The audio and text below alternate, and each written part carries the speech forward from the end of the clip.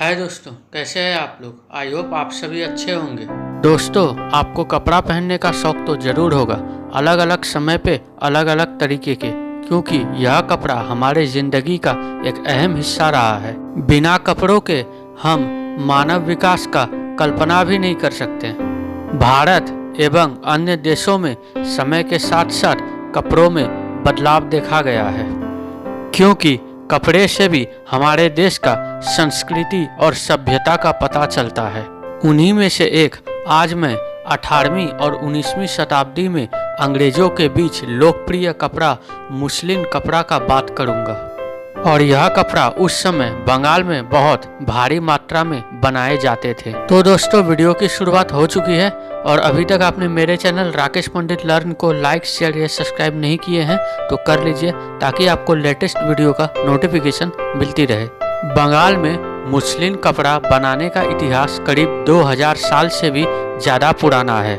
यह कपड़ा इतना मुलायम और मलमल रहता था कि मुगल काल में यह कपड़ा शाही घरानों की पहली पसंद हुआ करती थी। मुगल काल में मुस्लिन के बनाए गए कपड़ों को बहुत ही संभाल के रखा जाता था। मुस्लिन कपड़ा का कपास आज के वर्तमान में पश्चिम बंगाल और बांग्लादेश के गंगा और मेघना नदी के किनारे उगाया जाता था, क्योंकि बंगाल के गर्मी और नमी वाला मौसम इनको सबसे ज्यादा रास आता है। इस कहानी में असली मोड़ तब आया जब यूरोपियों की नज़र इन कपड़ों पर पड़ी।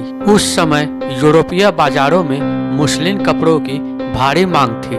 शुरुआती 18वीं शताब्दी में यूरोपीय व्यापारी बंगाल के कासिम बाजार से लेकर चंदन नगर तक अपना फैक्ट्री और स्टोर रूम बना लिया था, जहां से यह मुस्लिन कपड़ा खरीदकर यूरोप के बाजारों में महंगे दामों में बेचा करते थे। 19वीं शताब्दी के अंत तक अंग्रेज पूरी तरह अपना नियंत्रण भारत में बना लिया था। इन्होंने सबसे पहले भारतीय बुनकर और कपड़ों को खत्म करने का कोशिश किया।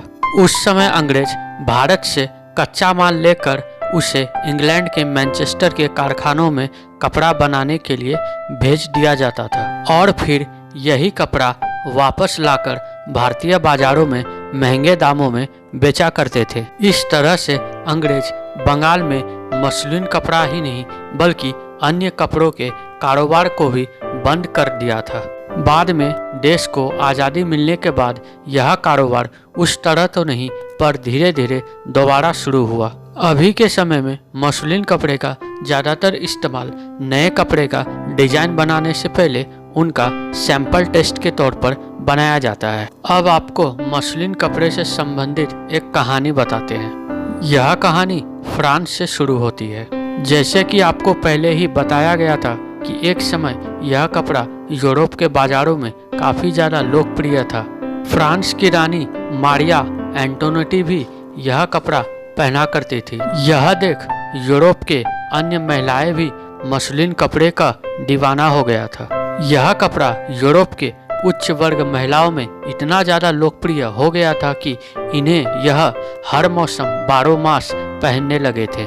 लेकिन साल 1803 में यूरोप में भयानक ठंड पड़ता है, जिसके कारण महिलाओं में पतला कपड़ा पहनने के कारण निमोनिया हो जाता है। उस समय यूरोप के लोग यह सोचने लगे थे कि यह सब इस मुस्लिन कपड़े के कारण हुआ है। बाद में इसे मुस्लिन डिजीज भी नाम दिया गया था। इस तरह के और इन्फॉर्मेटिव वीडियो के लिए मेरे चैनल राकेश पंडित लर्न को लाइक, शेयर और सब्सक्राइब कीजिए।